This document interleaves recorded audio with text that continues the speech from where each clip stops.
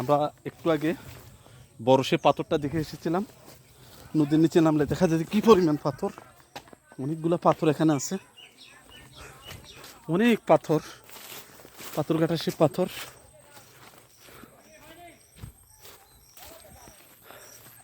মূল পাথরগুলো আসলে এখানেই। আমরা তো একটু খেয়াল করি, পাথর আর পাথর, অনেক বড় বড় পাথর। আসলে আমাদের যাওয়াই হয়। আমি বলবো যে এই জায়গায় যদি কেউ না আসে, এটা পাথরঘাটা কেন হয়েছে আমার মনে বুঝতে পারবে না।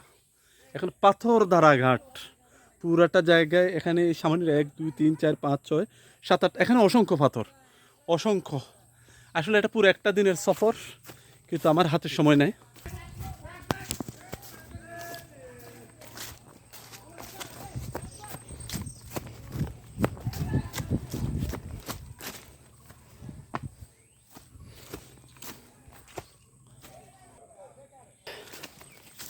পুরা পাটটা ব্যাপী পাথর।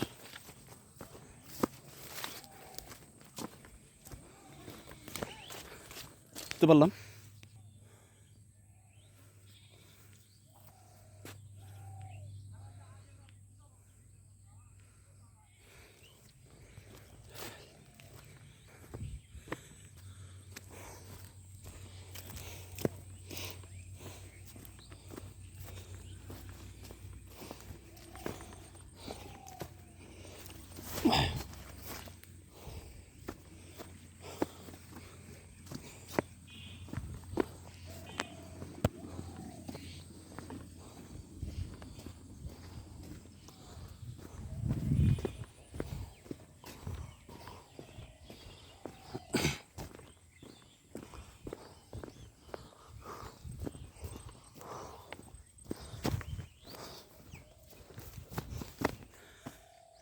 অনেকগুলো পাথর।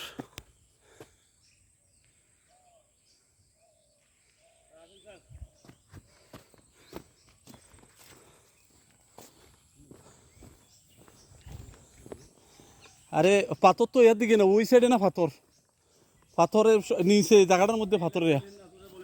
হ্যাঁ, বলতাম না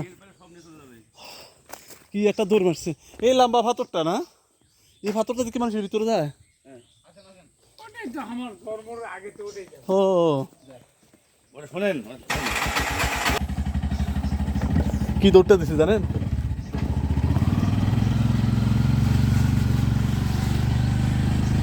আমার সঙ্গীরা ভুল তথ্য দিচ্ছে, এটার নামে পাথর ঘাটের নামে নাকি ঘাটা পাথর ঘাটা। আসলে জিনিসটা এরকম না।